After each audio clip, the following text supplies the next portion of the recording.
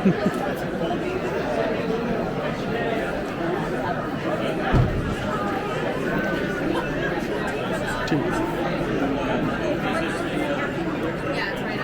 Mouse Club. Taking a beloved show from the 50s and dragging it by the ears into the 90s, the new Mickey Mouse Club was all singing, all dancing, with a stylish new attitude. The show and its cast were both in glorious Technicolor. And through 7 seasons and 327 episodes, the all-new Mickey Mouse Club gave birth to an entire generation of some of the most notable and iconic figures in pop culture history. And they all stood squarely on the shoulders of a core group of Mouseketeers who laid the foundation, set the standard of excellence, and gave this show wings to fly. And you are about to meet 6 of them right now. Ladies and gentlemen, please welcome the Mouseketeers.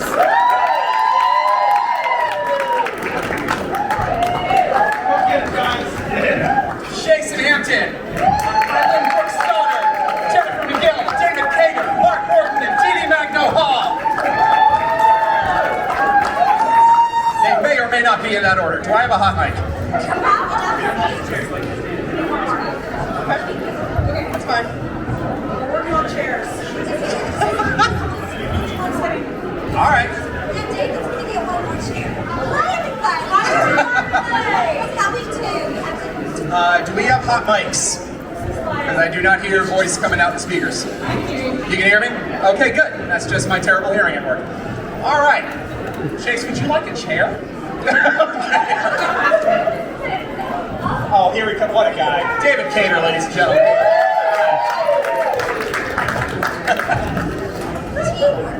Teamwork. All right. Thank you all so much for being here.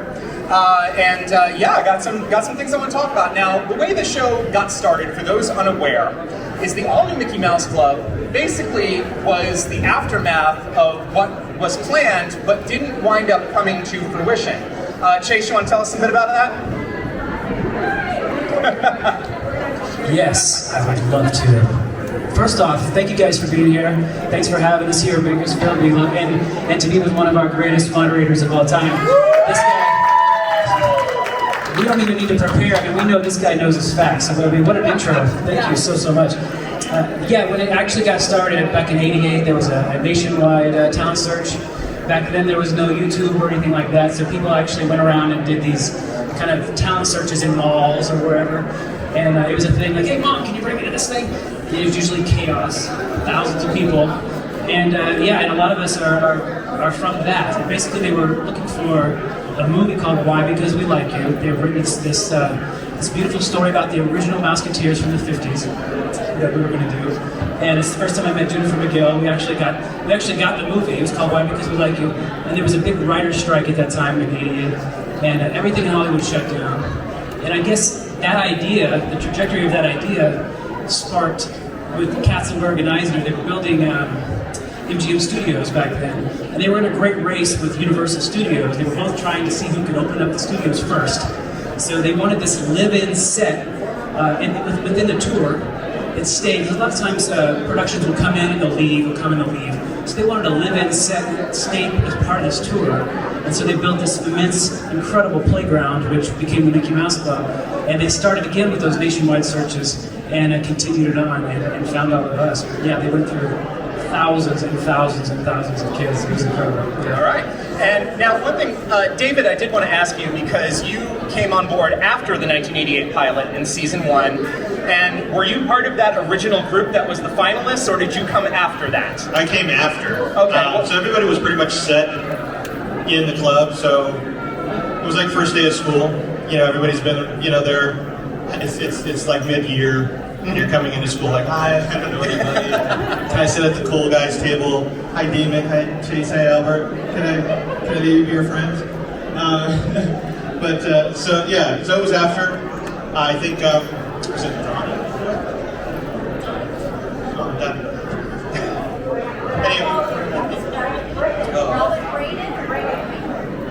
So anyhow, I came on the show, and you know, it was for the first season, but yeah, nonetheless fun. And All right. Well, amazing. oh, Jennifer has a fun fact, ladies and gentlemen. Fun fact. Fun fact. So, as you may or may not know, I've started a new podcast called Club Rewind.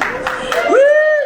And we have interviewed our first fellow Mouseketeer guest, but I'm not going to reveal the name here. Some of you may know, but our Patreon account will know first. But we watched already the first and second episode of the Only Mickey Mouse Club Season 1. David, you're on it. You're on the first episode, so they must have configured some things so that you were present in the first bit. So FYI, you were with us from the beginning, man. You were with us. Right. Actually, that's a good segue. I was wondering if we could go down the panel and share something that you find particularly memorable about your audition process when your time came. No pressure, Mylene, you're on. You need to line follow the cast. Oh my gosh. Hasn't Disney not taught you anything? You need a microphone. I got it. Let's see. Something memorable from my audition. I remember doing, well, first of all, I'm from Oklahoma where Chase was from, and Chase and I actually had gone to the same acting, dance, kind of child actor studio. And he had gone off, made the Mickey Mouse Club, and told the casting director, hey, by the way, because he had auditioned in Texas, he said there's actually some talent in Oklahoma, so why don't you head on over there? So Matt Casella decided to do another search in Oklahoma. I auditioned again with, like they were saying, with thousands and thousands of kids, and then I ended up making it the next year after Chase. So that was such a cool connection. But the audition process, I remember the one kind of random thing was it took about 6 months before I finally heard back. And so I just thought, you know what, this is seriously not going to happen for me. This is not my thing. The casting director was in California 3 hours or 2 hours ahead of my time in Oklahoma. Calls my mom. It's really late. It's probably like midnight, and he just says, hey, I'm really excited about your daughter. We want her to be on the show, and it freaked her out, and she literally hung up. Such a standard because honestly, I felt like sometimes I'd walk off and like, Well, except for you.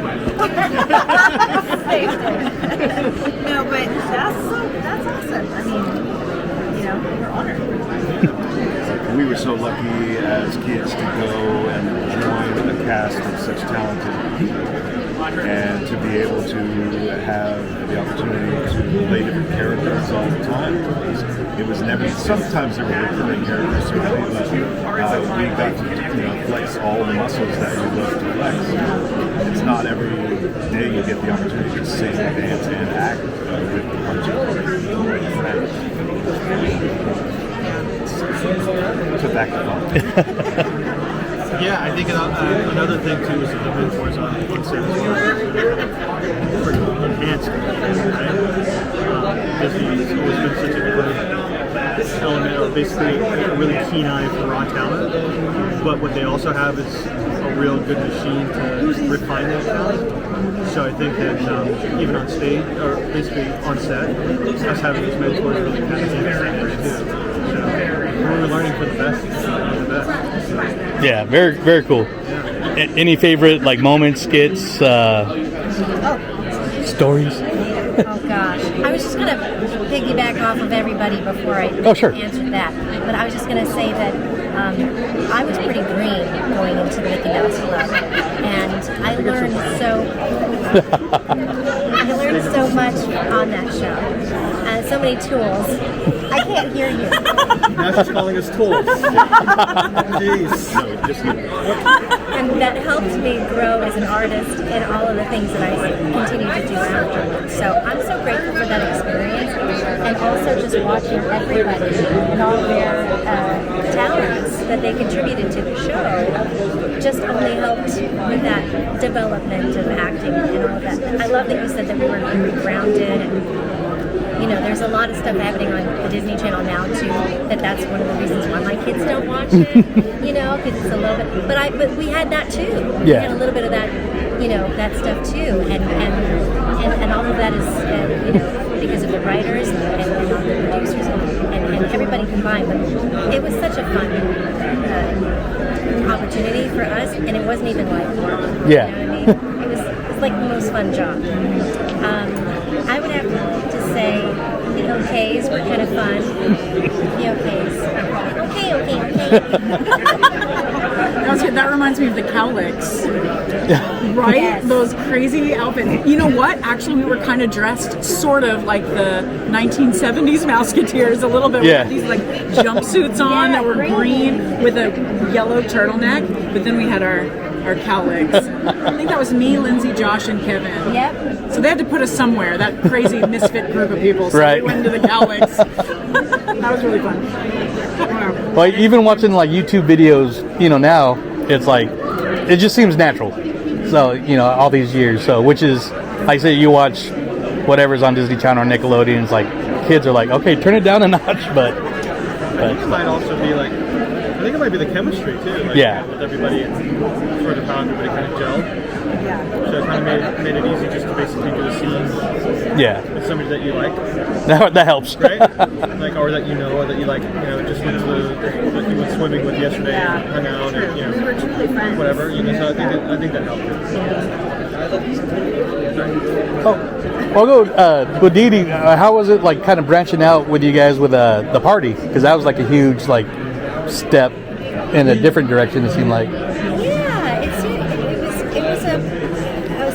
a little strange transition for me personally, just because I loved being on the show with all the kids. But touring with the party was so awesome and fun, and singing and performing and traveling on a tour bus and opening up for all of these amazing pop bands and artists. It was different, but it was still super fun. It's just like another adventure. And then I was grateful that we were coming back. Yeah, of course. On the show to be with them. That's awesome.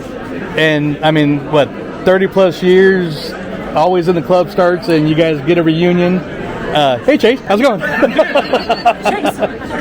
Yeah, do the intro.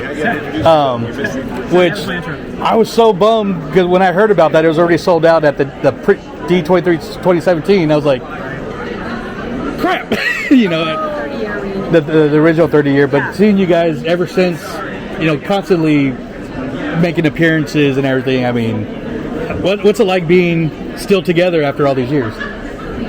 For me, I was always so excited to be reunited with everyone, even season to season. And it didn't really dawn on me until we all got back together and I introduced one Mouseketeer to another for the first time that I was like, oh, like I've seen so much. Wow. Right. Yeah. Some seasons crossed over. Yeah. Rona or Nita. Brandy had probably never Randy. met I Mickey. met Rocky for the first time. I wasn't on the show. Yeah, I introduced Rocky to a lot of people. I think it was just really crazy. Yeah. So, but for me, there was a time where before social media, I was wrestling with my thoughts of I just love all of these people that I can't even see them anymore. These brothers and sisters, and why do I feel this way? Why? And I feel and because in the beginning we were trained to be a family. Our brothers and sisters were all together. Our parents were there. It was chaos. And in the beginning, that's how we were trained to see each other. And I just never let go of that. So being able to be reunited, it's like all these different flavors come together. And it's personally very exciting for me because I feel like I'm just a little kid again. Yeah. Seeing all my people. And nice. Now we get to meet them and, I don't know, be cool humans and celebrate that together. But we're still laughing like kids. Yes. Yeah, exactly. I mean, that's I agree with Mark. We're still laughing. We're still that kid. Yeah. But we're just obviously some of us have our own kids now. Yeah. And we're like last night we were at dinner and we're all pulling out our readers. Every one of us had glasses. See, so we truly it's a very unique situation where we all have such a connected relationship with one another, and I love you guys. And that's awesome. Like I said, coming as a fan, watching you guys when you first started, and now 44, and I'm talking to you guys like this is 6th grade me, like highlight. So that I've met some really cool people, but I haven't geeked out like this in a long time. It's crazy. This was kind of like our block. Like Mickey Mouse Club was all we had. We kind of got put on an island together. We were from all over. Yeah. So we were all we had of each other. You know, even after work, what are you gonna do? We didn't have our best friends in town. We didn't have anybody else but each other again. So after work, we'd be like, hey, where are you going? Hot tub? Where are you going to work out? Yeah. Cool. So you know, we were there to answer what Jennifer was saying. You guys, they're during those formative years. You know, we were growing up together, like legit, like going through puberty together. You know, Mylin drove me to school. real.